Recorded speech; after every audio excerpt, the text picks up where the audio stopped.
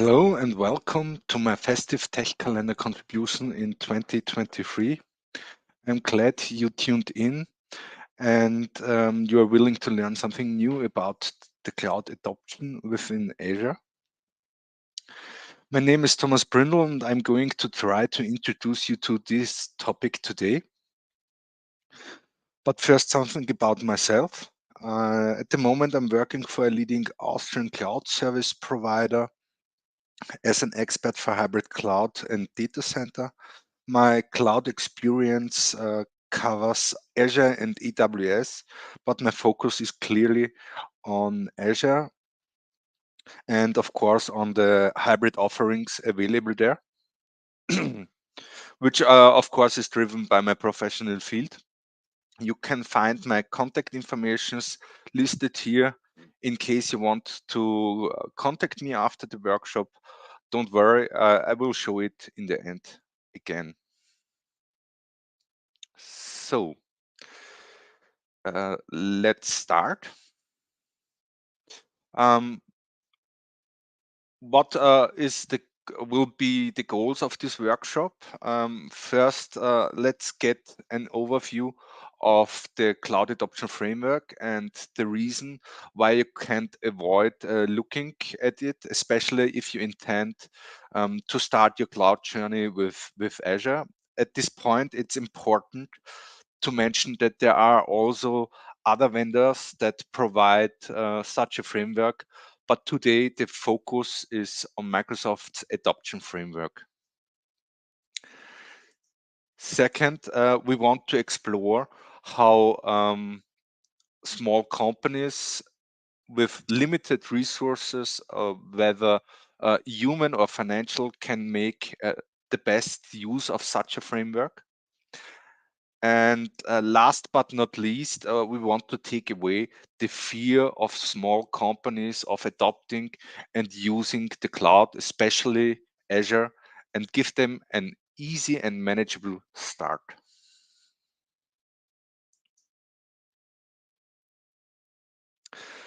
To enter the topic, let me briefly explain what cloud adoption is all about and how it can be defined. In fact, you will notice that if you try to find a valid definition, you come up with a lot of different variations. A definition that appeals to me because it's easy to understand is cloud adoption is a strategy that companies use to obtain certain benefits by shifting their workloads to the cloud. Next, the question comes up, what are these benefits? The advantage reached from the possibility of almost unlimited horizontal or vertical scaling, from flexibility regarding the method and the place to operate your workload, the cost and risk optimization factors, to increase innovation through the ability to adopt new technologies quickly and easy, and this in a safe way in compliance with all regulations, legal or corporate.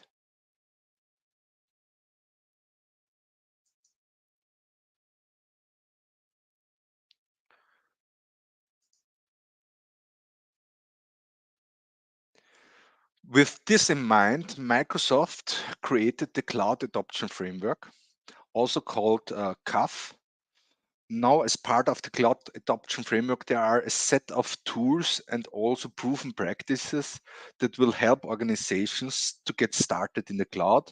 And there are also several stages you need to go through to get the most out of it. Here you will find an overview.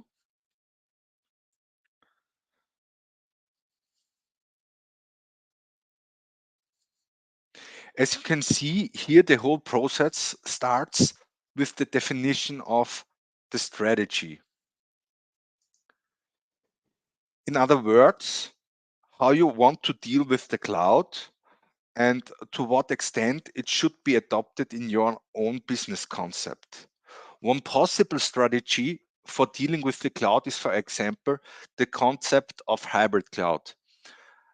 In this case, a company makes a conscious decision to run some parts of its IT estate in the cloud and other parts in its own local data center. This means that a company can actively decide to obtain certain elements from the cloud as a managed service, namely as a SaaS or PaaS solution, software as a service or a platform as a service solution, and to use these capacities that are freed up as a result in other ways. There are a variety of strategies that you can choose from, and you are advised to spend considerable time for it in order to make the right choice. Next comes the planning phase, in which, for example, well-suited workloads are identified that you would select for a first step into the cloud for a migration. It is not advisable to migrate all workloads at the same time right from the start in order to meet management requirement as quickly as possible to reduce costs. This can also lead to much more expenses subsequently. Sometimes a workload has to be rebuilt or modernized in order to be operated in the cloud in a reasonable way. This requires time, skills, and the ability to focus on one topic, and therefore it's not helpful to have to work on several projects at the same time, especially in the field of a SMB or an SMC. Even a look at your own staff and their cloud capabilities is advisable. Further training measures may be necessary to be prepared for the new tasks in the cloud. One aspect that is frequently ignored is to look at the own company and to analyze its structures. Are you ready for an agile way of working as is preferable needed when working with the cloud? Are the departments ready to work together in a project-oriented manner and across their competence boundaries? Typically, smaller companies do not have this kind of mindset and does not have the right structures in place. On the other side, they don't also have the IT staff, and so no such sharp boundaries are available between the different departments. Typically, small companies struggle more in the initial phase and fail to find the right strategy, allowing themselves and oneself external advice should not be seen as a lack of competence, but rather as a far-sighted approach.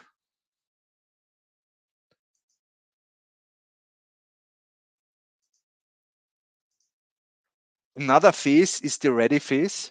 During this phase, the environment is prepared and set up for the workloads to be migrated.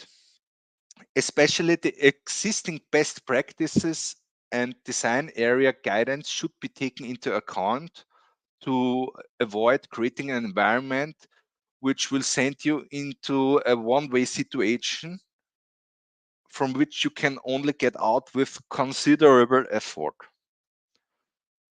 For example, it should be ensured that you do not create an environment that does not support um, any scaling. You should think about how the infrastructure is operated in the cloud and which operating models should be used. Finally, the question of provisioning must also be clever clarified. In other words, if you want to rely on a so-called DevOps technology here, there are different players in the market. Um, Terraform, Ansible. You can use the Microsoft technologies, Biceps, ARM, only to mention some here. The last phase is the so-called adoption phase. In this phase, the implementation finally takes place and you move or have already moved your workloads to the cloud. However, this is not the end of the necessary efforts. The cloud is evolving rapidly, and so you should also involve in the same speed. Um, so it's now up to you to try to implement and adopt the new cloud capabilities into your solution. This can benefit you on many different levels. You might be able to modernize your data storage with a PaaS service, for example, or switch your application operation from a VM-based model to a container-based model. At the end of the day, all these measures may save a lot of money, energy, increase availability, and improve your customer and employee satisfaction. At this point, you should not forget the activities that must be always be considered throughout all of these phases. This includes everything that concerns security, governance, and manageability. In detail, at every stage, you need to check the impact and interaction with these aspects. An example might be a promised service level agreement for an application you are running. From a staff perspective, it needs to be ensured whether there are enough people with the necessary skills. On the other hand, it is also important to make um, uh, the right um, the right design decision to guarantee that an application is high available. It also matters how quickly it can be restored to a running state in the event of an outage. At the best, you avoid and reduce operational downtimes with the right security, governance, and management measures in place. Now that we know all the stages of the cloud adoption process, I would like to talk about one more topic in particular, namely about the creation of the necessary landing zone. A landing zone takes care of the following points. Um, One point is identity management, subscription management. It cares about the connectivity, the application environment, the test environment, and as well on the automation part. Consequently, a landing zone is a complete environment for any application in your organization.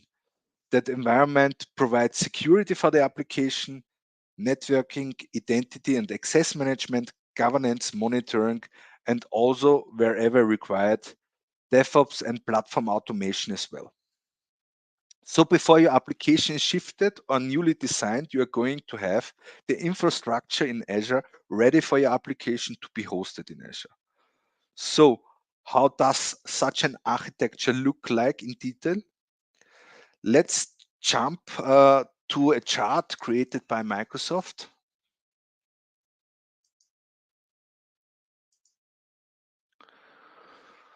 So as you can see, there is in the center place the Azure Active Directory that is the center point to manage and um, to manage your identities. This Azure Active Directory and your identities are connected to a management group hierarchy. This group hierarchy will differ and vary from company to company regarding of their structures. Not every company have the same departments in place, and sometimes it is distributed over the world. So you will have a site in the US and one site in Europe, and that's something that can be part of this management group hierarchy.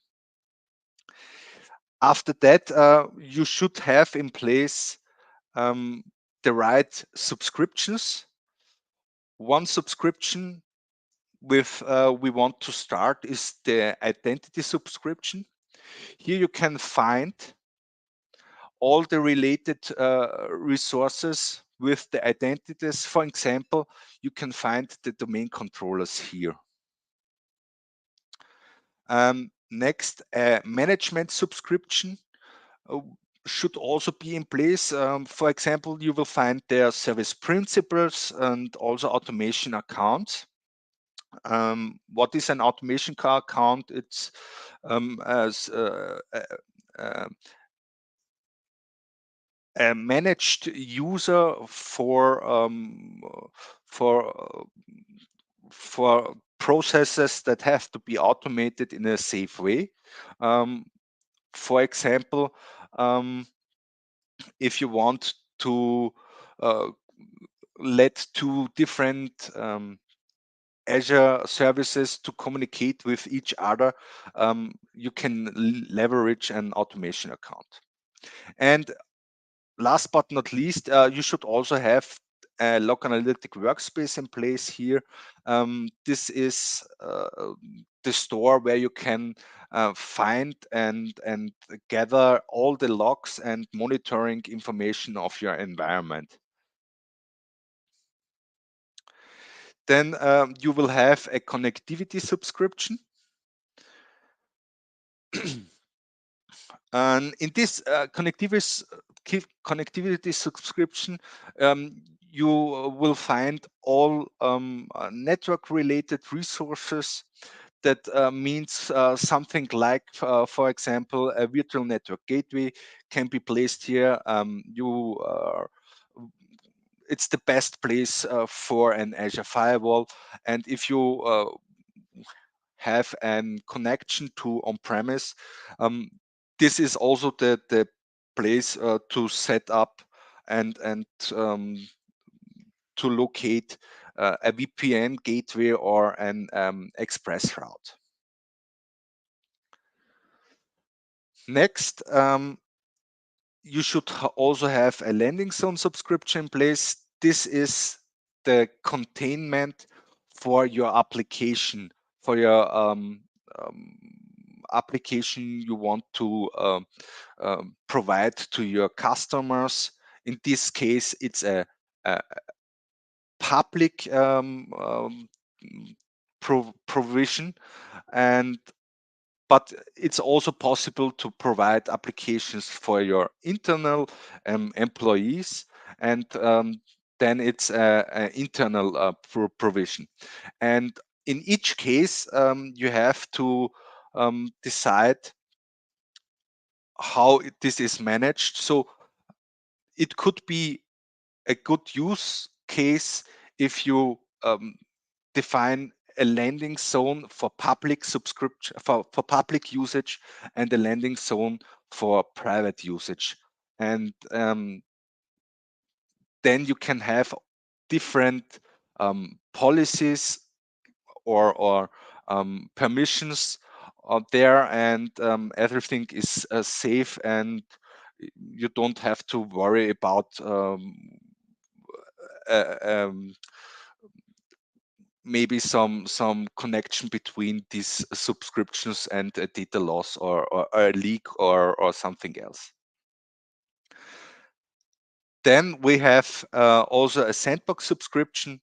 Um, this is equivalent to a test environment where you can try new technologies, new products, and yeah. Sorry. Um, if you want, you can also provision a DevOps organization and connect it to um, um, your environment to get up some kind of automation.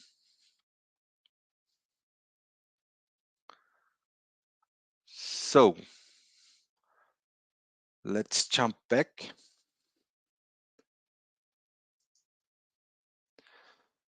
Now it's time for some practical demonstration. Therefore, we are going to explore the Azure Landing Zone Accelerator approach. Um, I have posted the link here. I will also send it to the chat.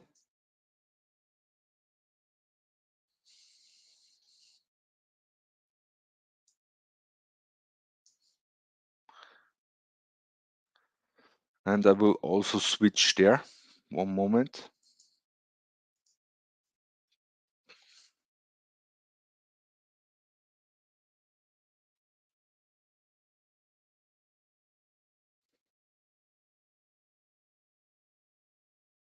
You will find the link in the comments now. And as you can see, there are several different templates available um, for for each different size of enterprise. So there is a enterprise scale template. There is a possibility to deploy an landing zone in a modular way, so you don't have to take it all or leave it approach. There's also small template for small enterprises, which we are going to look in for more details. There is a template for governmental use cases for the region in China. And if you want to deploy it with Terraform, you will also find a documentation here for this use case. So let's jump into this deployment. You only have to click here on the deploy to Azure button. This will lead you to this assistant, but there are some prerequisites you have to fulfill to to run through this assistant in a successful way. First, you have to have in place the right permissions and roles. So I recommend that you are have the global owner role on the root um, management group, and you also need the user access management role assigned. And if you have these prerequisites met, you won't get this information and this error message. So on the first slide, on the first tab, you will see you can select the environment where you want to deploy your template. In our case, it should be the Azure cloud. Then the director, the tenant you want to connect this template to, and the region where you want to deploy this template. So let's get to the next tab. You can define a prefix. This prefix is, for example, abbreviation of your company name, and it shouldn't be longer than 10, 10 characters, and it will be used to name your resources and your management groups and so on. Then you could define how you deploy the landing zone. If you want to do it in a dedicated way or in a single way, I would recommend to use it in a dedicated way. So for each landing zone subscription, you have to create a subscription in front of this assistant. For example, you could also create all the resources and best practices in only one subscription, but this is a little bit hard to manage in the end. Then you could prevent the deployment of classic resources. This is no question. When the classic resources are no longer available, use this option with yes, so you don't get in troubles if you um, have to migrate, and if you have provisioned old and classic resources. And there's also options to avoid the telemetry tracking. If you want to Microsoft to get better results and to develop and expand this solution, leave it on enabled, otherwise disable it. Yeah, nothing more to say here. Then we are going to the security and governance part. There are some guardrails for the key vault. If you want to get more information about the recommended guardrails here, you can click on the little eye here and follow the link. This will lead you to the AC Initiative Advisor, and there you can see what this means. So if you enable this point, you activate this initiative, and you will find all the policies that are part of this initiative here described. And we have this is an initiative for the Azure Key Vault, so you will find only keyword related policy definitions. For example, you should have the specified lifetime action trigger um, um, defined, and therefore is a policy. And there are a lot of other policies in these initiatives, but it would need too much time to go deeper and to explain each of these policies in the initiatives that are assigned to um, this template, to this landing zone template. Then you have to decide if you want to have a log analytic workspace, for sure, because it's the central place for monitoring. You can define the number of days to retain the log and monitoring data. You higher the number of days, you, the higher the number of days, you the higher the amount of costs that will occur. Then you can set up the management subscription. If you're going the dedicated way, you have to identify and to select the right subscription here. And there are several solutions.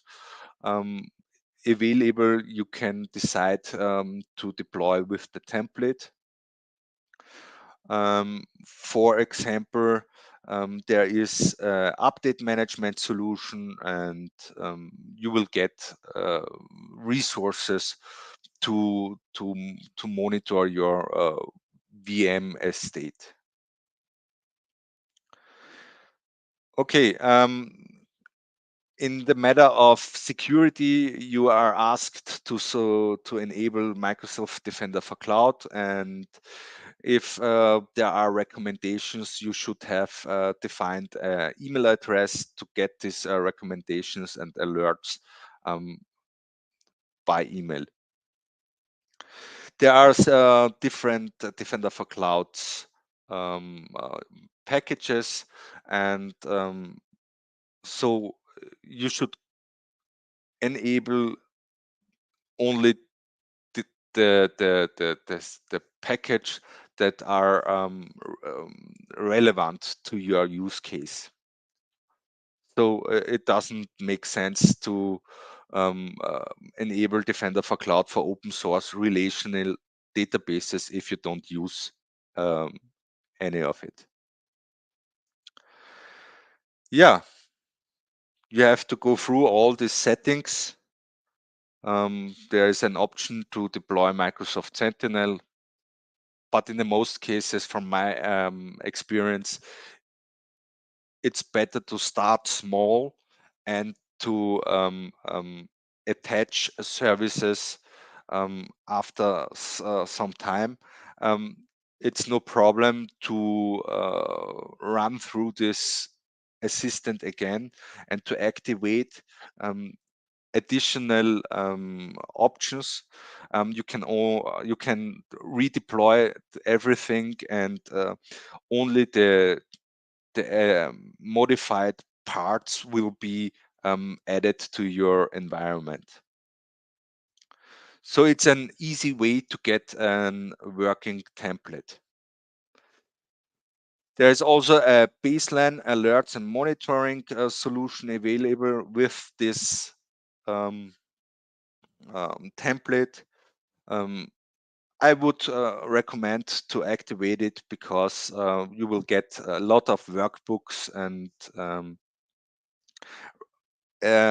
also a lot of recommendations which things should be monitored. One of the first questions if you go to the cloud is, oh my God, which resources and what should be monitored? How what is the first and important step to take here?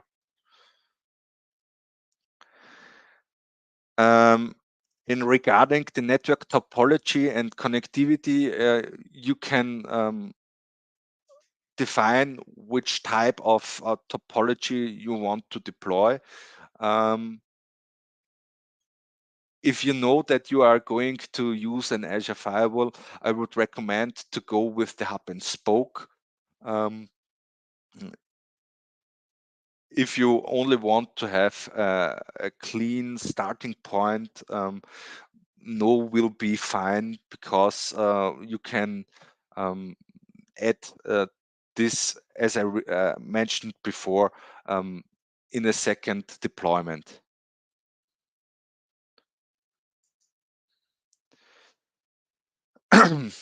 In the identity part, you define a lot of policies regarding the identity subscription. You have to select the identity subscription here, and then for example, you can define if you want management ports be available from the internet, how you will work with public IPs.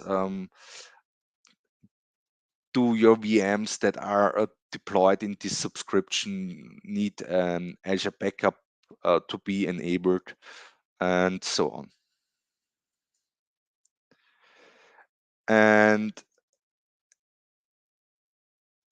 in the there are also several policies and recommendations you have to go through for the landing zone management groups, um, regarding Kubernetes and containers and so on. But it depends on your use case. You have to go through all these options here. Um, if you want to have a sandbox or a place where you can put your decommissioned workloads, you can also define this here.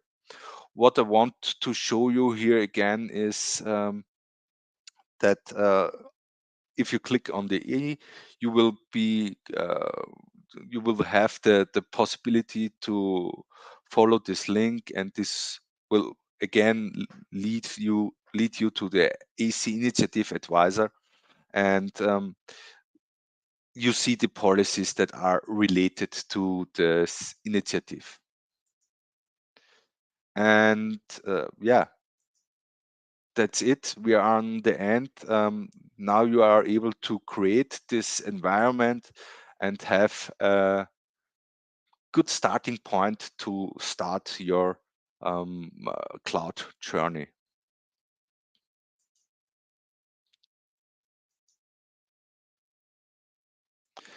So let's recap everything we learned today in 3 short steps.